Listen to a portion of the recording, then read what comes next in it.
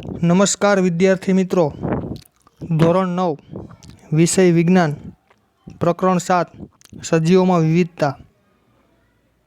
પ્રશ્ન 19.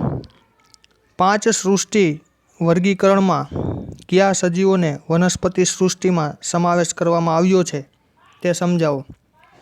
અગાઉ આપણે 3 સૃષ્ટિનો અભ્યાસ કર્યો: મોનેરા, પ્રોટિસ્ટા અને ફૂગ. બાકીની હવે 2 સૃષ્ટિનો અભ્યાસ કરવાનો છે.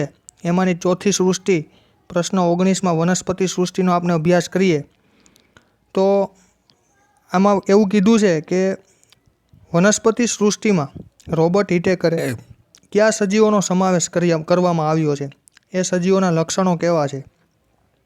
પહેલું, 5 સૃષ્ટિનું વર્ગીકરણમાં હરિતકણની મદદથી, સાંભળજો, હરિતકણની મદદથી પ્રકાશ સંશ્લેષણ કરી શકતા હોય, એટલે કે પોતાનો ખોરાકનું નિર્માણ કરી શકતા હોય, ખોરાક બનાવી શકતા હોય. એટલું જ નહીં, જાતે ખોરાક તો નીલહરિત લીલય આગળ બનાવતી હતી, બરાબર, પરંતુ અહીંયા પ્રકાશ સંશ્લેષણ કરી શકતા તો હોય, પરંતુ સાથે સાથે બીજો મુદ્દો તમને કીધું છે, સ્વયંપોષી સજીવો જે સેલ્યુલોઝની કોષ દિવાલ ધરાવતા હોય, બરાબર. કોષ દિવાલ પણ કેવી હોવી જોઈએ? સેલ્યુલોઝની. આ બીજું લક્ષણ, પ્રકાશ સંશ્લેષણની ક્રિયા કરતા હોવા જોઈએ, સેલ્યુલોઝની કોષ દિવાલ ધરાવતા હોવા જોઈએ. ત્યારબાદ બહુકોષીય હોય અને સુકોષ કેન્દ્રીય હોય. આવા સજીવોને વનસ્પતિ સૃષ્ટિમાં સમાવેશ કરવામાં આવ્યા છે. 4 લક્ષણો યાદ રાખો વનસ્પતિ સૃષ્ટિના: પ્રકાશ સંશ્લેષણની ક્રિયા, કોષ દિવાલ સેલ્યુલોઝની, બહુકોષી અને સુકોષ કેન્દ્રીય, બરાબર. તો આવા જે સજીવો છે એ સજીવોનો સમાવેશ વનસ્પતિ સૃષ્ટિમાં થાય છે. આપણી આસપાસ તમે વનસ્પતિ જોવો છો, એ નાના છોડથી માંડી, ઘાસથી માંડીને મોટા મોટા વૃક્ષો સુધી, આ બધા આ મુખ્ય લક્ષણો ધરાવે છે. તો આપણે આ ચોથી સૃષ્ટિની વાત કરી. હવે ત્યારબાદનો પ્રશ્ન નંબર 20, પ્રાણી સૃષ્ટિમાં કયા સજીવો આવે છે? અને આ છેલ્લી સૃષ્ટિ રોબર્ટ હિટેકર દ્વારા સૂચવવામાં આવેલી છેલ્લી સૃષ્ટિ પ્રાણી સૃષ્ટિ. પ્રાણીઓમાં કોણ આવી શકે? તો એના પણ લક્ષણો અહીં આપણે આપ્યા છે.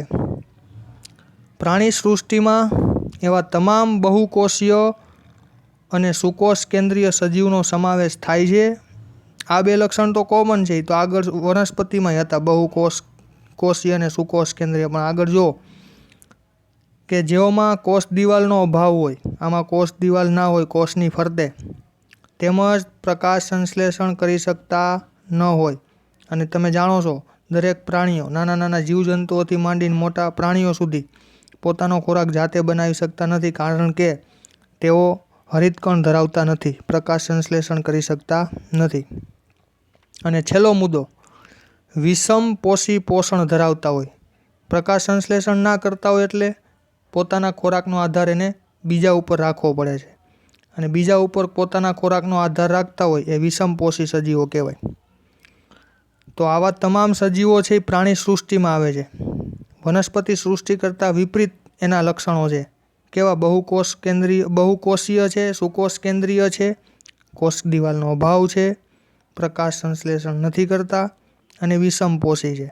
તો આ વાત કરી વિદ્યાર્થી મિત્રો આપણે પ્રાણી સૃષ્ટિ અને વનસ્પતિ સૃષ્ટિની. આમ કુલ 5 સૃષ્ટિનો અભ્યાસ આપણે વિગતવાર કર્યો, બરાબર.